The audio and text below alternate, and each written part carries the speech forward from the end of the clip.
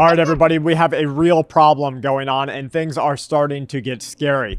The cost of gas, truckers are having problems delivering food to the grocery stores, and we are expecting, according to Fox News and some CEOs of different grocery store chains, we are expecting shortages and price increases to come both in the months of July and August.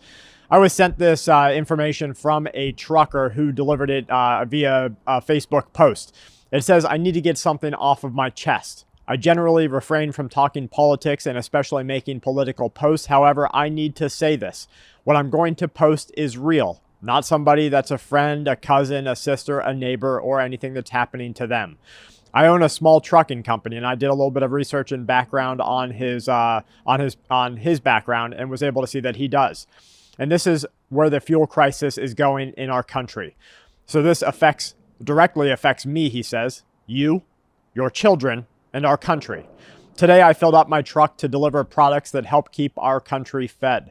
When I filled them up, it cost me $1,149.50. That is for one truck," he says, "for 1 day of fuel. I own 3, so the 1 day of operation is costing me $3,448.50. Yes, we use a full tank of fuel every single day, sometimes more than one tank depending on the driving. My trucks generally run 5 to 6 days per week, so we'll just estimate on the low side and say 5. That's $17,242. Last week, it was over $20,000 for 1 week that I have to pay out of my pocket to try and not just keep my family fed, but my employees and our country.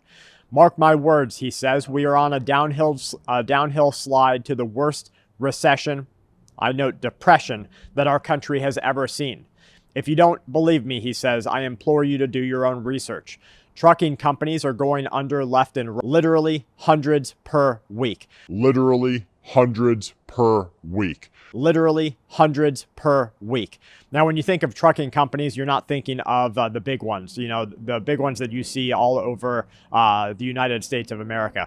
It doesn't take that to be a trucking company. It takes one guy in one truck, one guy in 3 trucks, 2 guys and 6 trucks, a small organization. And he's right, they are going bankrupt every single week. We're seeing these bankruptcies take place because they literally cannot afford to put fuel in their trucks and make it from a shipment from one place to another and then have a profit at the end of the week. And so they're saying, no, I'm going to sell my truck, I'm going to claim bankruptcy, and I'm going to go into another job. That's a real problem for you and me because we're going to see shortages take place across the entire USA. And if it's happening here, then it is happening literally everywhere.